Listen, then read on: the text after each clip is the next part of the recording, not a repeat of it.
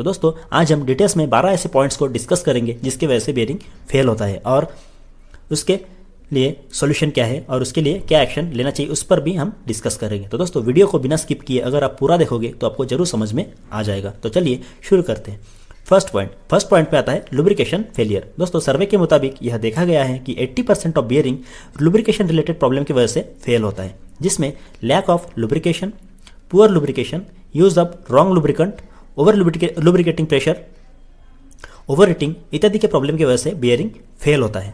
तो दोस्तों इसके लिए क्या सोल्यूशन है, इसके लिए हम क्या एक्शन ले सकते हैं। दोस्तों लुब्रिकेटिंग फ्रीक्वेंसी को मेंटेन करके रखना चाहिए, यानी कि सही समय पर बियरिंग को रीलुब्रिकेट करना चाहिए। राइट लुब्रिकेंट का यूज करना चाहिए। ओवर हीटिंग पे कंट्रोल करना चाहिए। बहुत ज़्यादा ग्रीसिंग नहीं करना चाहिए ग्रीस फिलिंग करते वक्त। सेकेंड नंबर पॉइंट में कंटामिनेशन आता है। जब बियरिंग में या फिर लुब्रिकेंट में एक्सटर्नल कंटामिनेंट्स जैसे dust, dirt, sand, greets, chip, बर इत्यादि का एंट्री हो जाता है, तब यह सब कंटामिनेंट्स एब्रेसिव का काम करता है और बियरिंग में तेजी से बियरिंग हो जाता है, जिसकी वजह से बियरिंग कुछ ही दिनों में फेल हो जाता है। दोस्तों इसके लिए क्या सोल्यूशन हो सकता है? वर्क एरिया को क्लीन रखना चाहिए और मेंटेनेंस का काम करते वक्त tools, spare parts, hand gloves इत्यादि सब क्लीन है यह इंश्योर करके काम चालू करना चाहिए। थर्ड नंबर पॉइंट में आता है इम्प्रॉपर माउंटिंग। कई बार देखा जाता है गलत तरीके से बियरिंग की माउंटिंग किए जाने से बियरिंग फेल हो जाता है। एग्जाम्पल के साथ देखें तो किसी भी शाफ्ट के ऊपर अगर हम बियरिंग को माउंट करना है और शाफ्ट के ऊपर बियरिंग को रख के उसके आउटर रेस पे अगर हैमर से ठोका जाता है, या फिर किसी हाउसिंग पे अगर बियरिंग को फिट करना है और हाउसिंग के ऊपर बियरिंग को रख के इंटरनल रिंग पर अगर हम हैमर से ठोकते हैं तो रेसेस के ऊपर या फिर बॉल के ऊपर डेंट या फिर मार्क होता है, जिससे बियरिंग खराब हो जाता है। इसके लिए क्या सोल्यूशन हो सकता है? दोस्तों बियरिंग को माउंटिंग करते वक्त प्रॉपर प्रोसीजर फॉलो करना चाहिए और जनरली बियरिंग माउंटिंग करने के लिए प्रेस फिटिंग का इस्तेमाल करना चाहिए। फोर्थ पॉइंट में आता है मिस अलाइनमेंट।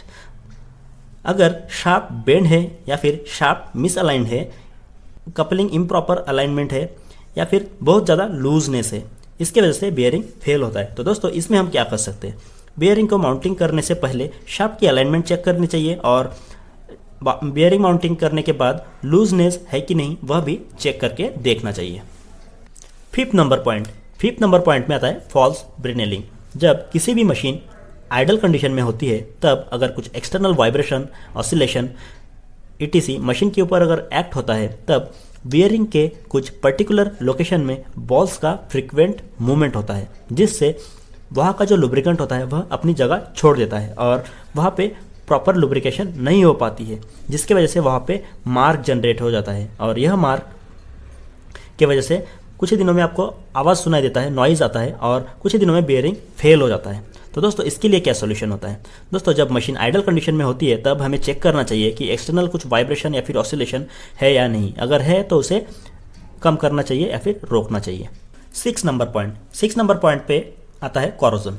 दोस्तों moisture, acid, low quality grease या फिर degraded lubricant and improper covering अगर होता है बियरिंग के ऊपर, तो ऐसे कंडीशन में जब मशीन ऑपरेट होता है तो हाई टेम्परेचर से लो टेम्परेचर में जब मशीन कन्वर्ट होता है तब उसके अंदर कॉरोजन पैदा होता है और यह कॉरोजन पार्टिकल बियरिंग होने के लिए बहुत हेल्पफुल होता है और बियरिंग तेजी से बढ़ जाता है, जिससे बियरिंग कुछ ही दिनों में फेल हो जाता है। तो दोस्तों यह कंडीशन पता कैसे करें कि बियरिंग के अंदर कॉरोजन पैदा हो रहा है? दोस्तों जब ऐसा कुछ होता है तो आपको बियरिंग के साइड में ब्राउन कलर का स्टेन दिखता है, ब्राउन कलर का मार्क दिखता है, तो इससे आप पता कर सकते हो कि आपके बियरिंग के अंदर कॉरोजन हो रहा है। तो इसके लिए सॉल्यूशन क्या? दोस्तों आपको चेक करना होगा कि बियरिंग का जो सील है वह प्रॉपर है कि नहीं, चेक करना चाहिए। और अगर बियरिंग के अंदर कुछ कॉरोसिव फ्लूइड एंट्री कर रहा है तो उसे चेक करना चाहिए। अगर एंट्री कर रहा है तो उसे रोकना चाहिए या फिर उसे डाइवर्ट कर देना चाहिए। सेवन्थ नंबर पॉइंट पे आता है इलेक्ट्रिकल डैमेज। दोस्तों बियरिंग में से जब कंटिन्यूअसली करंट पास होता है, चाहे वो करंट कितना ही कम क्यों ना हो, लो एसी और डीसी करंट कंटिन्यूअसली अगर बियरिंग में से पास होता है, तब बियरिंग के अंदर स्पार्क जनरेट होता है और जिससे बियरिंग के रेसवे में परमानेंट मार्क तैयार होता है उसके सरकमफेरेंस में, और जिससे बियरिंग जल्दी खराब हो जाता है, जल्दी बियरिंग फेल हो जाता है। तो दोस्तों यह जो कंडीशन है जनरली इलेक्ट्रिक मोटर या फिर स्पिंडल में देखा जाता है। तो दोस्तों इसके लिए क्या सोल्यूशन है, इसके लिए हम क्या कर सकते हैं। दोस्तों जब ऐसा कुछ होता है तो आपको प्रॉपर अर्थिंग है कि नहीं मशीन पे वह चेक करना चाहिए, और प्रॉपर अर्थिंग नहीं है तो प्रॉपर अर्थिंग प्रोवाइड करना चाहिए, और इंस्टॉलेशन भी एक बार चेक करके देखना चाहिए। 8 नंबर पॉइंट में आता है फटीग। दोस्तों जब बियरिंग को सेट करते वक्त प्रीलोड अगर बहुत ज़्यादा दिया जाता है और बियरिंग का जो इनर रिंग होता है वह अगर बहुत टाइट होता है तो ऐसे कंडीशन में बियरिंग का फटीग हो सकता है और जिसकी वजह से बियरिंग फेल हो सकता है। तो दोस्तों इसके लिए सोल्यूशन क्या है, जब बियरिंग हम सेट करते हैं, बियरिंग हम जब फिट करते हैं तो फिट करते वक्त प्रीलोड सही होना चाहिए, प्रॉपर प्रीलोड होना चाहिए, और लोड के हिसाब से बियरिंग को सिलेक्ट करना चाहिए। 9th नंबर पॉइंट पे आता है ओवर हीटिंग। दोस्तों अगर ऑपरेटिंग टेम्परेचर बहुत ज़्यादा होता है और इम्प्रॉपर लुब्रिकेंट का यूज़ किया जाता है तो ग्रीस का ब्लीडिंग हो जाता है, यानी कि ग्रीस में से ऑयल सेपरेट हो जाता है, जिसके वजह से लुब्रिकेंट का जो एफिशिएंसी होता है वह कम हो जाती है, और ऑयल ब्लीडिंग होने की वजह से बियरिंग ड्राई रन होने लगता है, और जिससे बियरिंग का सीज होता है और बियरिंग जल्दी फेल हो जाता है। तो दोस्तों इसके लिए क्या सोल्यूशन है, इसके लिए हम क्या कर सकते हैं। एक तो हमें राइट लुब्रिकेंट का यूज़ करना चाहिए और ओवर हीटिंग पे कंट्रोल करना चाहिए, अगर पॉसिबल हो तो वहाँ पे कूलिंग सिस्टम का भी प्रोविज़न करना चाहिए। 10th नंबर पॉइंट पे आता है एक्सेसिव लोड। दोस्तों अगर बियरिंग के कैपेसिटी से ज़्यादा अगर लोड हम देते हैं तो भी बियरिंग फेल हो जाता है, और यह एक बहुत ही कॉमन रीज़न है बियरिंग फेल होने के पीछे। तो दोस्तों इसके लिए सोल्यूशन क्या है, क्या करना चाहिए इसके लिए। दोस्तों बियरिंग के ऊपर लोड अप्लाई करते वक्त बियरिंग के कैपेसिटी का भी विचार करना चाहिए और लोड पर भी कंट्रोल करना चाहिए।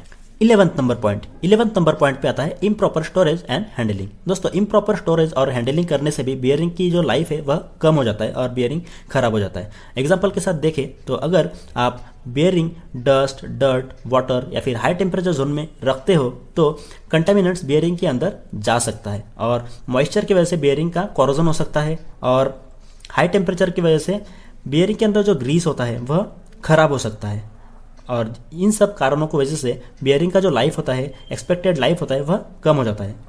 तो दोस्तों इनके लिए सोल्यूशन क्या है, इसके लिए क्या कर सकते हैं। दोस्तों बियरिंग को प्रॉपर जगह पे स्टोर करना चाहिए, बियरिंग को स्टोर करने के लिए कूल एंड ड्राई प्लेस को रिफ़र करना चाहिए, और बियरिंग के अंदर जो ग्रीस है, ग्रीस के डेटाशीट के हिसाब से टेम्परेचर को मेंटेन करके रखना चाहिए।